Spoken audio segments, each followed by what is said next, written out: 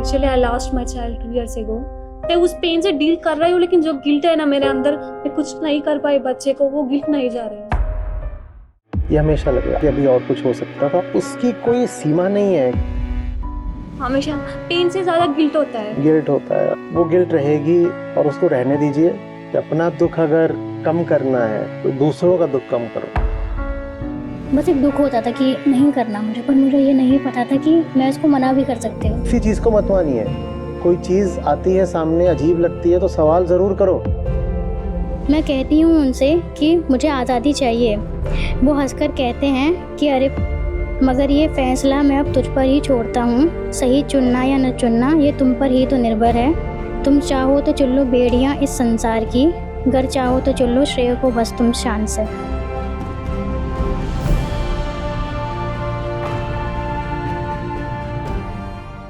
नमस्ते आचार्य जी। Firstly I want to से thank you. आपकी वजह से मेरी लाइफ में बहुत सारे चेंजेस आई। एक्चुअली जब मेरी लाइफ में कुछ सही नहीं चल रहा है ना, तब आप मुझे मिली। Actually I lost my child 2 years ago। जब मेरी जिंदगी में पूरी डिप्रेशन था, मुझे लगा था कि जिंदगी खत्म ही हुई है, तब मैंने आपको सुनना शुरू कर दिया, तो बहुत पॉजिटिव चेंजेस आई। मैं उस पेन से डील कर रही हूँ, लेकिन जो गिल्ट है ना मेरे अंदर, मैं कुछ नहीं कर पाई बच्चे को, वो गिल्ट नहीं जा रही है। उसका मैं क्या करूँ? देखिए, पीछे मुड़कर देखेंगे तो ये बात तो हमेशा लगेगी कि हम कुछ ज्यादा कर सकते थे। मुझे भाई लेते, अगर मैं कुछ कर सकती तो वो आज मेरे साथ होता, वो गिल्ट नहीं जा रही है। ये हमेशा लगेगा। आपने और ज्यादा भी कर लिया होता ना, तो भी आपको यही लगता है कि अभी और कुछ हो सकता था, और गलत नहीं लगता। क्योंकि हमने जितना भी किया होता है किसी भी पल में, किसी भी घटना में, उससे थोड़ा और ज्यादा कुछ करना हमेशा संभव होता है ना। तो आप ठीक कह रही हैं, आपने कुछ करा, आप उससे ज्यादा कर सकते थे, पर आपने उससे ज्यादा भी करा होता तो भी आपको यही लगता कि अभी आप और ज्यादा कर सकते थे। तो अंततः उसकी कोई सीमा नहीं है कि आप जहां पर कहते हैं कि मैंने अधिकतम कर लिया और इससे ज्यादा कुछ नहीं हो सकता था। बात समझ रहे हैं ना? क्योंकि क्योंकि घटना बहुत दुख देती है, और किसी तरीके से हमें अपने आप को ये समझाना पड़ता है कि जिम्मेदार कौन है। तो हमें यही लगता है कि शायद हम ही जिम्मेदार हैं, क्योंकि हमारा ही तो बच्चा हमारा है, तो हमारा ही तो सबसे उससे गहरा नाता था, तो हमारी जिम्मेदारी थी, तो हमें ही शायद थोड़ा और कुछ कर लेना चाहिए था। हमेशा पेन से ज्यादा गिल्ट होता है। गिल्ट होता है। मैं समझता हूँ उस गिल्ट, थोड़ा समझता हूँ उस गिल्ट को। वो गिल्ट रहेगी और उसको रहने दीजिए। अब बस ये करिए कि और जहां कहीं भी सफरिंग रोकी जा सकती है दुनिया में, उसको रोकने की कोशिश करिए। जैसे आपने खोया है ना, वैसे ही हर दिन हजारों लाखों माएँ हैं जो बच्चे खो रही हैं, है ना? लोग हैं जो जिंदगियां खो रहे हैं, भले ही उनकी मौत नहीं हो रही। तो सफरिंग का जो कारोबार है वो तो लगातार चल रहा है और चारों ओर चल रहा है। अगर हम ये जानते हैं कि वो चीज़ बुरी लगती है, तो हमें ये भी पता है कि सबको बुरी लग रही होगी। जैसे हमें उस चीज़ ने बहुत दुख दिया, वैसे ही जितने लोग हैं दुनिया में, इनको भी दुख मिल रहा होगा, क्योंकि वो चीज़ चल तो पूरी दुनिया में रही है, तो दुख इनको भी मिल रहा होगा। हमें हमारा दुख बुरा लगता है तो इनका दुख थोड़ा हम रोकने की कोशिश करें या कम करने की कोशिश करें। अभी तो वही हो सकता है। और अगर हम वो कर पा रहे हैं तो समझ लीजिए कि जैसे जैसे गए हुए को हमने सबसे अच्छी ट्रिब्यूट दे दी। यही अच्छी श्रद्धांजलि है। कि एक नहीं है, पर उसके न होने से देखो 500 को हमने बचा दिया। थोड़ी प्यारी बात है ना ये? बहुत प्यारी बात है। हम्म। थैंक यू सो मच आचार्य जी। ये बस साइन कर दीजिए, इस लिख के साइन कर दीजिए ना, मुझे ये बात हमेशा याद रहे। अपना यही लिख देता हूँ कि अपना दुख अगर कम करना है, तो दूसरों का दुख कम करो। उनका दुख जितना कम होता जाएगा ना, अपना भी कम होगा। क्योंकि ले दे के हम और ये दूसरे हम जिनको बोलते हैं हम और ये पूरी दुनिया है तो एक ही, और दुख भी सबका एक जैसा ही होता है। लिख दूं ये? दीजिए ताकि मुझे हमेशा याद रहे आपकी बात।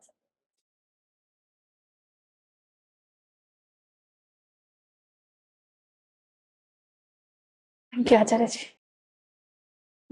थैंक यू आचार्य जी, आप ये काम ऐसा ही करते रहिए ताकि मुझे से लोगों तक आपकी बात पहुंचे और मैं भी आपकी अपना ही जिंदगी दुख कम कर रहा हूँ और कुछ नहीं कर रहा। दूसरों का दुख कम करके मैं भी अपना ही कम कर रहा हूँ, तो उसमें मेरा अपना स्वार्थ है। मैं आप लोगों के साथ काम नहीं करूंगा तो मेरी जिंदगी झंझट बढ़ जाएंगे। Thank you Acharya ji. Pranam Guruji. पहले तो I am very grateful for your teachings. Can I sit? मुझे थोड़ा गुरु और शिष्य जैसा फीलिंग आ रही है। Okay, thank you so much sir. First of all I am very grateful for your teaching, Vedanta की और उपनिषद की शिक्षाओं की। सर मेरा क्वेश्चन ये है कि हम तक तो आपने पहुंचा दिया है, बट ये जो छोटे बच्चे जो आ रहे हैं 2 साल के, 4-5 साल के, उनको मैं कैसे उन टीचिंग से इंट्रोड्यूस करवाऊँ? एक्चुअली आई हैव प्लान कि मैं उनको, क्योंकि यही नेक्स्ट जनरेशन है, हम तो आप लोग आपको सुनकर फॉलो कर रहे हैं, पर अभी उनको इतना ज़्यादा इन्वॉल्व नहीं कर पा रहे हैं हम लोग। अभी ये टीचिंग बुक्स उनके लिए टफ हैं सर, तो क्या उनको पहले से हमारा स्वभाव ही होता है जानना, तो वो चीज सिखानी नहीं पड़ती है बच्चों को। तो करें क्या एज टीचर्स, एज पेरेंट्स? हम ये करें कि उनको जानने से रोकें नहीं, ठीक है? उनके ऊपर कोई मान्यता, कोई बिलीफ थोपे नहीं, ये हमारा काम है। तो 2 साल का बच्चा है, 4 साल का बच्चा है, आपको दिखाई दे रहा है कि किसी चीज को बहुत आसानी से माने ले रहा है, तो उसको पास बैठाइए, उसको पूछिए कि तुमने ये बात मान ली कि ऐसा होता है। अच्छा, ऐसा होता होगा क्या? तुम एक कार्टून देख रहे हो जिसमें एक बिल्ली एक हाथी को उठा करके जा रही है,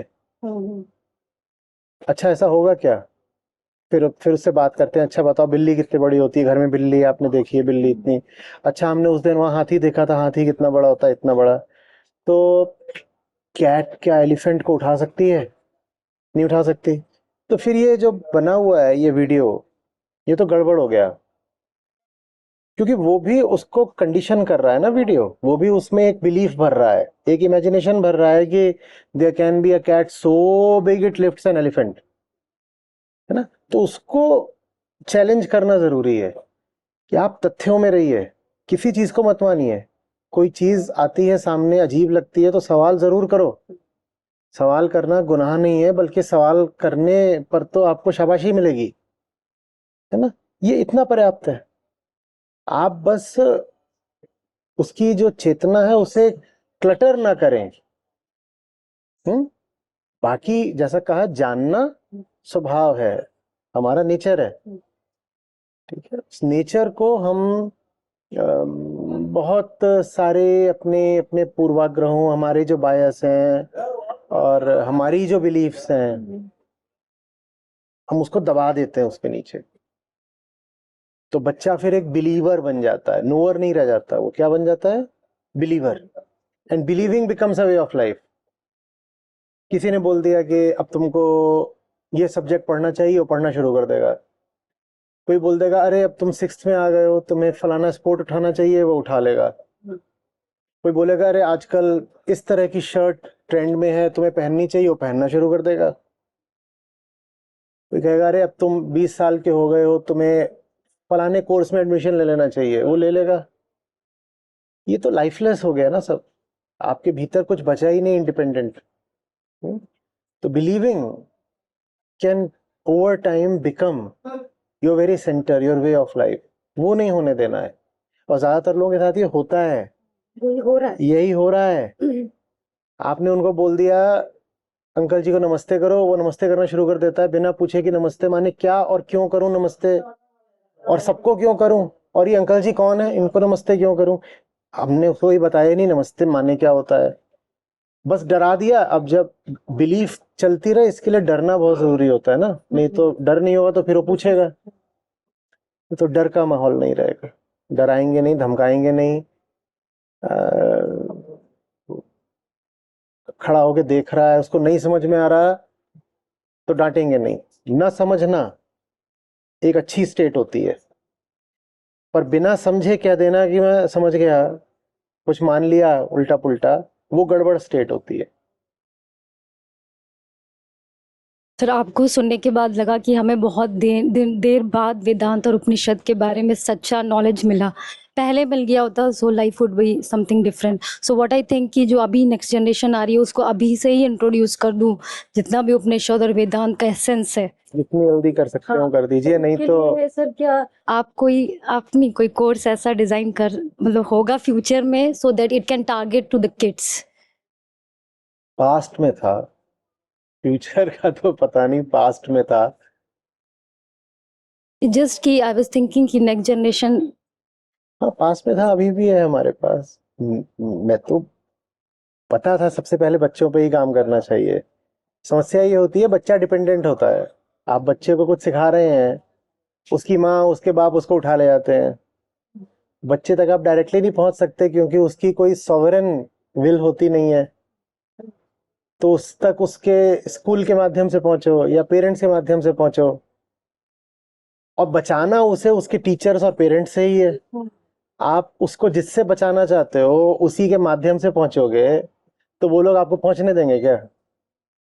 तो बच्चों तक पहुंचने की बहुत कोशिश की, बच्चों के साथ काम भी किया और कॉलेज स्टूडेंट्स के साथ भी काम किया, पर वहां पर बहुत ज्यादा रिस्ट्रिक्शंस रहती थी। तो फिर कहा कि उनके साथ ही बात करेंगे जो थोड़े तो इंडिपेंडेंट हैं। नहीं तो बच्चा तो जैसे ही जानने समझने लगता था उसकी मम्मी उसको लेके चली जाती थी।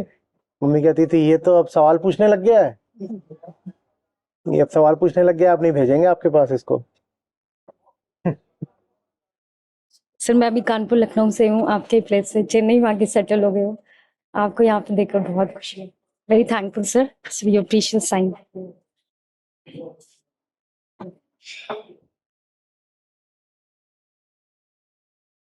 प्रणाम आचार्य जी, मेरा नाम श्रद्धा है और first of all thank you so much. मैं फर्स्ट टाइम आपसे बात कर रही हूँ, दिल की धड़कन बहुत ज़्यादा तेज हो गई है। आपकी शिक्षाओं से बहुत कुछ सीखने को मिला है। बचपन से बहुत सारी चीज़ें थी जो घर में और समाज में मुझे बिल्कुल भी पसंद नहीं आती थी, पर बस एक दुख होता था कि नहीं करना मुझे, पर मुझे ये नहीं पता था कि मैं इसको मना भी कर सकती हूँ। तो वो चीज़ जब मैं आपसे जुड़ी तो वो चीज़ मुझे समझ में आई कि हाँ मैं इस चीज़ को मना कर सकती हूँ। उसके बाद मैं अपने ऊपर काम कर रही हूँ, पर मुझे जो गति है वो मुझे बहुत कम लगती है। तो इसके लिए मैं क्या कर सकती हूँ कि मैं अपने ऊपर और अच्छे से काम कर सकूँ? अपने ऊपर और अच्छे से काम करना, आप जिस माहौल में हैं, बाहर वाले माहौल में, थोड़ा उससे बाहर आने की कोशिश करिए, है ना। अगर भीतर वाला काम आपने शुरू कर ही दिया है तो बाहर वाले माहौल से भी बाहर आने की कोशिश करिए,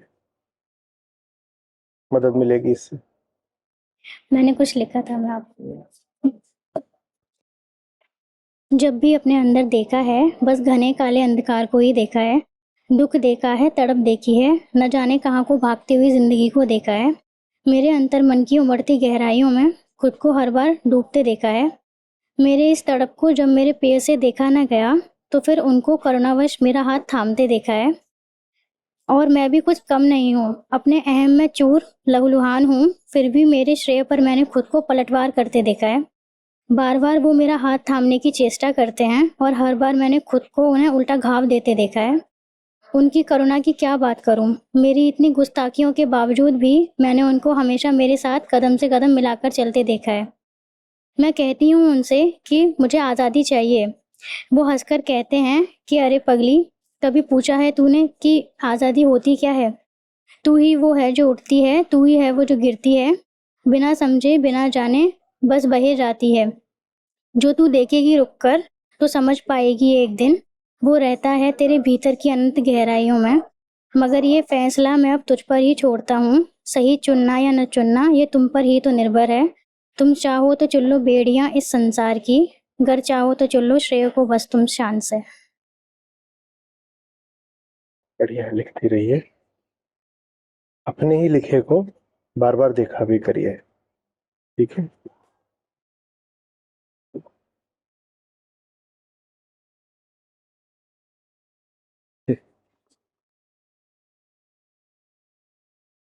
तभी आपको सोच सकता है।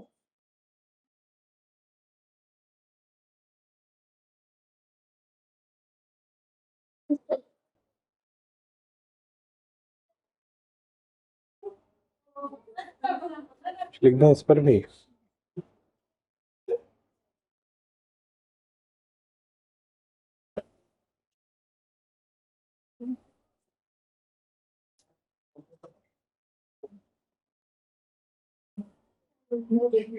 आपसे जुड़ा है ना अभी 1 साल और 4 महीने हुए हैं। बहुत क्लैरिटी आई है। मतलब बहुत ऐसे फैसले होते हैं जो पहले नहीं ले पाती थी, पर अब वो ले सकती हूँ। पर क्या है ना कि ज़्यादा नहीं ले पा रही हूँ मैं। कुछ ना कुछ अटक ही जाता है किधर। बहुत बड़ी छलांग एक साथ मत लीजिए। छोटे छोटे कदम लगातार लीजिए। ज्यादा बड़ा बदलाव नहीं मांगिए, निरंतर बदलाव मांगिए। आज जैसे हैं उससे थोड़ा सा कल बेहतर, उससे थोड़ा कल बेहतर, थोड़ी और अपने आप को चुनौती कल ज्यादा देनी है, ऐसे बढ़िए आगे। आप एक बार में ही चाहेंगे अगर कि बहुत आगे निकल जाएं, तो होगा नहीं। जब होगा नहीं तो फिर भीतर बहाना मिल जाता है न करने का, कि मुझसे होता तो है नहीं तो मैं क्यों कोशिश करूं। और बेचैनी रहती है कि टाइम निकलता जा रहा है, कुछ नहीं हो पा रहा बेचैनी है। अच्छी बात, बेचैनी तो रहनी चाहिए क्योंकि टाइम तो सचमुच निकल रहा है ना। लेकिन हाँ, लेकिन फिर भी सब्र रखना है। टाइम निकल रहा है लेकिन फिर भी सब्र रखना है, इस अर्थ में कि थोड़ा थोड़ा बदलाव लाइए पर लगातार लाइए। अभी मतलब गांव से, मतलब उधर राजस्थान से है, तो बहुत सारे ऐसे ये करो वो करो बहुत होता है। जैसे जैसे आप मजबूत होते जाओगे ना, वैसे वैसे जो जो बाहरी माहौल है, वो अपने आप आपको जगह देनी शुरू कर देगा। भीड़ होती है, उसमें कोई ऐसा ही दब्बू सा घुस जाए तो वो भीड़ भी उसको दबा देती है। और यही भीड़ हो, उसमें एक पहलवान घुस जाए तो भीड़ फिर खुद ही रास्ता देती है। तो हम बाहर से, शरीर से तो पहलवान नहीं बन सकते, लेकिन भीतर से पहलवान बन जाइए, क्योंकि वही स्वभाव है हमारा। हम्म और बहुत कुछ ऐसे फैसले हैं वो तो बहुत जल्दी हो गए, पता ही नहीं था। अब समझ में आ रहा है। अतीत नहीं बदला जा सकता, है ना। पर जिंदगी अभी है जीने के लिए। अभी जो सबसे बढ़िया फैसला है वो करिए। Thank you. ठीक है। बहुत अच्छा थी आपसे मिलने के लिए।